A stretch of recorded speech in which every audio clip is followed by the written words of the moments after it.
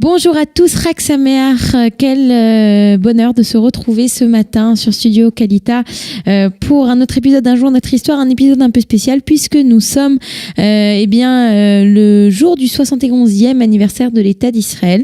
C'est la raison pour laquelle d'ailleurs ce matin j'aimerais vous raconter l'histoire d'une Haggadah un petit peu particulière, la Haggadah Ha'atzmaut, la Haggadah de l'indépendance. Vous voyez donc cette image avec le symbole de l'armée d'Israël, un soldat, un drapeau d'Israël avec écrit dessus Haggadah Ha'atzmaut. Alors je ne sais pas si vous vous souvenez, mais il y a quelques semaines pendant la fête de Pessah, je vous parlais de la Haggadah d'Hitler, la Haggadah de Hitler qui avait été réalisée au Maroc en 1943, et cette fois-ci je souhaiterais vous parler d'une Haggadah qui a été réalisée en Israël en 1952, soit 4 ans après la création de l'État d'Israël, plutôt en 1953, 5 ans après la création d'Israël pour le 5e anniversaire. Et voici ce qu'elle raconte, cette Haggadah. Alors, c'est une Haggadah, c'est-à-dire qu'elle reprend cette idée, ce symbolisme de raconter un grand moment de l'histoire juive. On va voir tout de suite une première image. Cette première image où l'on voit des juifs sûrement pendant la Seconde Guerre mondiale, avec sur leur dos des étoiles de David. Et puis à gauche de cette image, là on a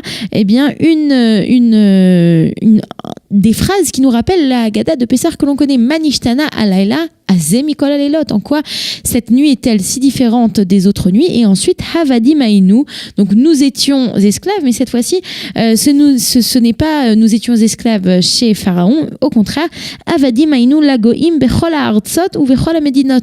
Nous étions des esclaves dans tous les pays et dans toutes les patries. Vous l'avez compris, cette Haggadah de Yom Ha'atzmaut, raconte l'histoire du peuple juif avant la création de l'État d'Israël. Pendant toute cette période où nous étions esclaves, nous ne rêvions que d'une seule chose, de venir en Eretz Israël et de pouvoir rentrer en Eretz Israël et être libre, passer du statut d'esclave, d'avadim, au statut d'homme libre. Et puis on va continuer avec une autre image. Voici, regardez cette image où l'on voit un soldat en train de se battre pendant la guerre d'indépendance. Et quel est le texte qui est associé à cette image? Baruch hamakom baruchu bruchim achalutzim arishonim ve'achronim. Donc Baruch hamakom, béni soit l'endroit, ce qui est un synonyme de Dieu, béni soit-il, bruchim achalutzim. Là d'un seul coup le texte change complètement. Bruchim achalutzim arishonim ve'achronim, bénis sont les premiers pionniers et les derniers pionniers. Bruchim hashomrim ve'ameginim, bénis sont les protecteurs et les gardiens. Brochim alochamim ve'asapanim ve'anavatim, bénis soient les hommes qui se sont battus et les hommes qui s'occupaient d'indiquer les routes pour les soldats.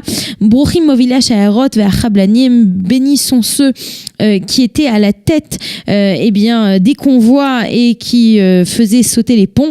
Brochim roshei ha'am u'manigav shebizchut kulam banu adalom, et bénis soient tous les dirigeants du peuple qui, grâce à eux, nous sommes arrivés à ce que nous sommes aujourd'hui.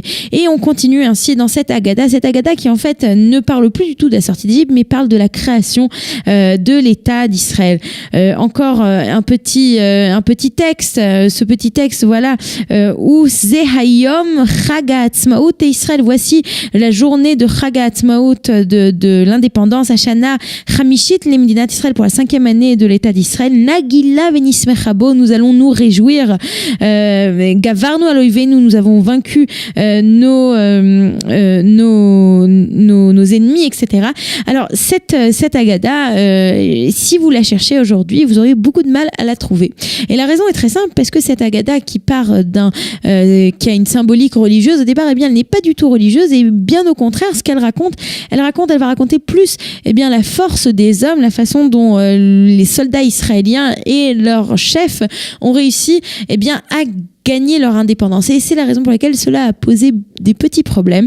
Après que cette Haggadah, qui avait été imprimée à quelques dizaines de milliers d'exemplaires, a été sortie, il y a eu un immense brouhaha en Israël, en particulier qui avait été c'est en particulier la rabbanout harachite, donc le grand rabbinat, qui n'était pas content de cette Haggadah, et c'est ainsi que la décision a été prise de détruire reconstruire cette Agadat Ha'atzmaut.